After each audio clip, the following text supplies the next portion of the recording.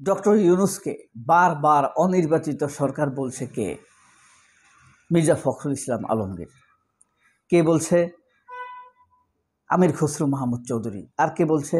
সালাউদ্দিন আহমেদ। এই তিনজনের কণ্ঠই তো আমাদের সামনে বারবার ভেসে ওঠে। আমরা এই তিনজনের কণ্ঠকেই সার্বক্ষণিক শুনতে পাই, দেখতে পাই, জনতা শুনতে পায়।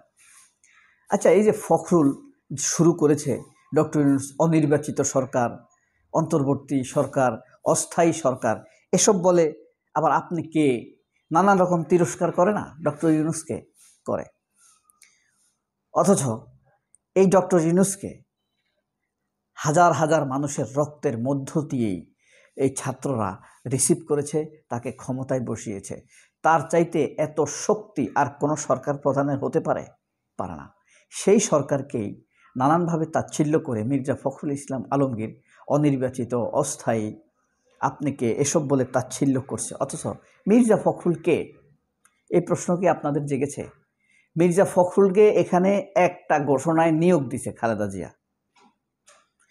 এই খালেদা জিয়া আপোষহীন, দেশপ্রেমিক, তার ব্যাপক ব্যক্তিত্বের গ্রহণযোগ্যতা থাকার কারণেই বিএনপির নেতাকর্মীরা তাকে এখন পর্যন্ত কিছুটা সম্মান করে, সমর্থন করে। নয়তোবা এই মির্জা ফখরুলকে কবে ছুঁড়ে দিত তার বলার কোনো অপেক্ষা রাখে না, প্রশ্ন রাখে না। আর এই মির্জা ফখরুল নিজেই কি নির্বাচিত? নিজের কি কোনো গণতান্ত্রিক ভিত্তি আছে? পাবলিক পারসেপশন তার কাছ থেকে নিতে হবে এমন কোনো স্বীকৃতি আছে? তার একটাই হাওয়াই শক্তি, সেটি হলো সে ভারতপন্থী। এই কথা বলেই সে ডক্টর ইউনূসকে চাপ দেয়। একটা জিনিস আপনি স্পষ্ট করলেই, আপনি খেয়াল করলে বুঝতে পারবেন মির্জা ফখরুলের অবস্থান, আদতি, আকৃতি কোন দিকে যাচ্ছে, কি হচ্ছে। ভারত ইউনূসকে পছন্দ করে না, সেও ইউনূসকে পছন্দ করে না, সেও তার দলের ভিতরে এই বয়ান ছড়ায়। যদিও মির্জা ফখরুল খুবই অযোগ্য একটি জাতীয় বয়ান তৈরি করা বা বয়ানকে প্রতিষ্ঠিত করা, সেটা তার দ্বারা গত 11-17 বছরে সম্ভব হয়নি, ভবিষ্যতে সম্ভব হওয়ার কোনো কারণ নেই। এত বেশি সুযোগ পাওয়া সাধারণ সম্পাদক বা মহাসচিব বাংলাদেশের কোনো দলে কখনো আসেনি। এত স্বাধীনতা পাওয়া, খালেদা জিয়া তাকে এত স্বাধীনতা দিয়েছে, এত স্পেস দিয়েছে। অথচ তার সুযোগ ছিল নিজেকে গণতান্ত্রিক হিসেবে প্রতিষ্ঠা করা। এই লোকটি নিজেকে সেই দিকে না নিয়ে চরম ডিক্টেটর, বিএনপিকে ভুল পথে, ভবিষ্যতের বিএনপিকে বিলীন করার পথে ট্রেনে যাত্রা শুরু করে দিয়েছে। ভারত ডক্টর ইউনূসকে পছন্দ করে না, ওয়াকারুজ্জামান ডক্টর ইউনূসকে পছন্দ করেনি, মির্জা ফখরুল এবং তার সাঙ্গপাঙ্গরা ডক্টর ইউনূসকে পছন্দ করে না। ব্যাপারটা কি স্পষ্ট মিলে যাচ্ছে না? ভারত এদেশের ছাত্র জনতাকে জঙ্গি বলে, ওয়াকারুজ্জামান এদেরকে উগ্র বলে, হাসিনা এদেরকে জঙ্গি বলে, মির্জা ফখরুলও এদেশের ছাত্র জনতাকে উগ্রতার আতঙ্ক মনে করে। জিল্লুর রহমান এবং সালমান এফ রহমানের কামলা, খালেদ মহিউদ্দিনরা, নফরুকসানা আঞ্জুম নিকোলরা এই বয়ানই ছড়াচ্ছে। তাহলে কি দাঁড়ালো?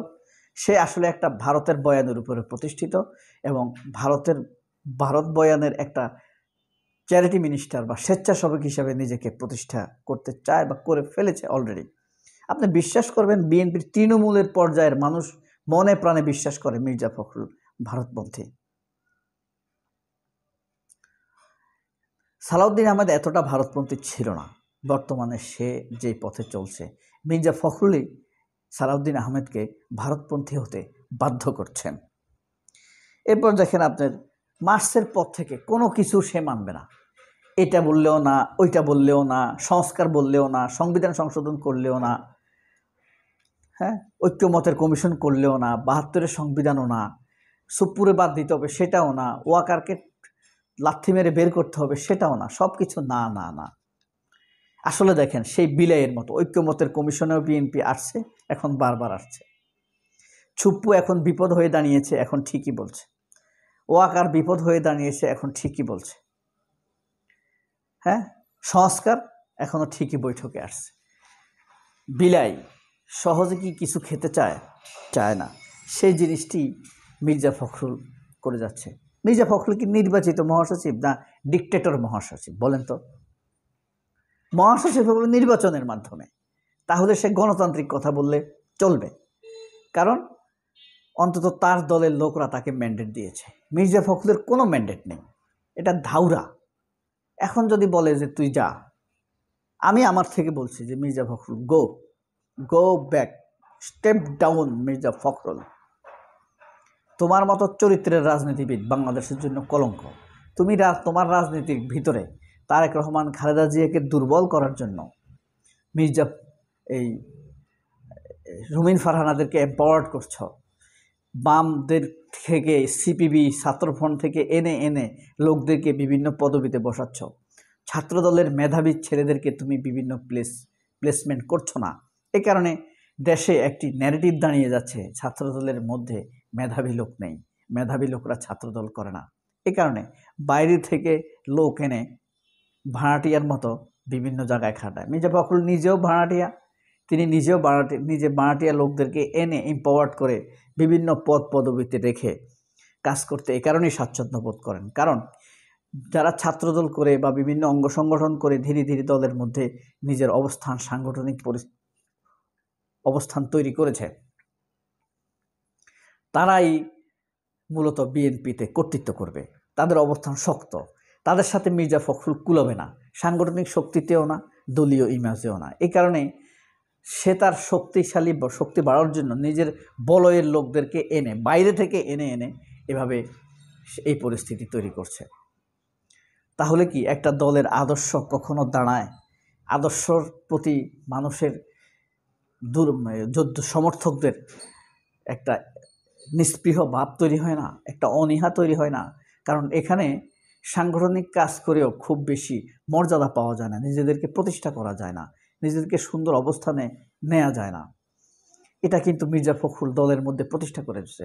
পুরস্কারের ব্যবস্থা নাই, ভালো সাংগঠনিক কাজ করছে এমন একজন থানা সভাপতিকে পুরস্কার দিয়েছে, ভালো সাংগঠনিক কাজ করেছে এমন একজন ইউনিয়ন সভাপতিকে পুরস্কার দিয়েছে বা পরিচিত করিয়েছে, ভালো সাংগঠনিক কাজ করেছে এমন একজন জেলা সভাপতিকে পুরস্কৃত করেছে, যে জেলা সভাপতি।